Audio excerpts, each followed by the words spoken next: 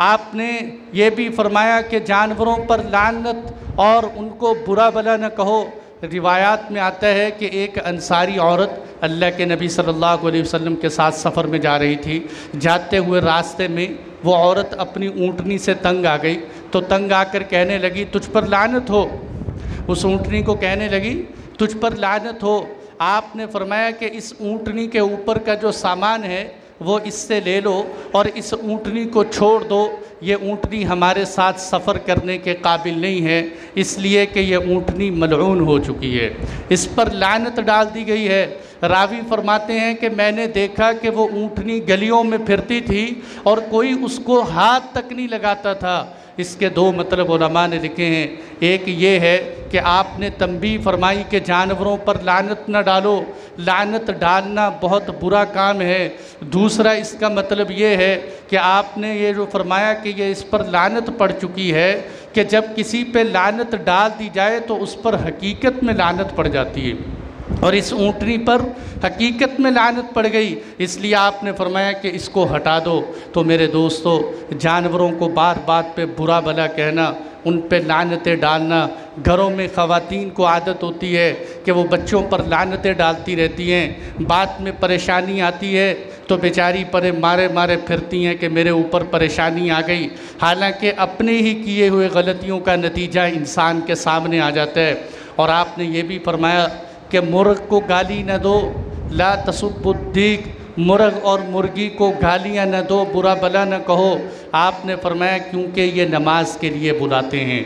और एक रिवायत में आपने फरमाया मुर्ग को गाली न दो कि ये इंसान को नमाज के लिए जगाते हैं। तो ये आपने फरमाया कि जानवरों को गालियां न दी जाएं, इन पर लानतों और तशनीह न की जाए, ये एक बात है जो हमारे मुआशरे की राइज है।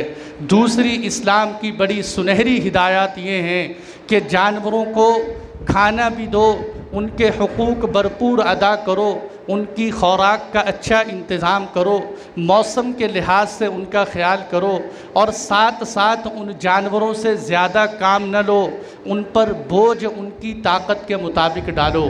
एक मरतबा आप अलैहिस्सलातु वस्सलाम एक अंसारी के बाग में गए।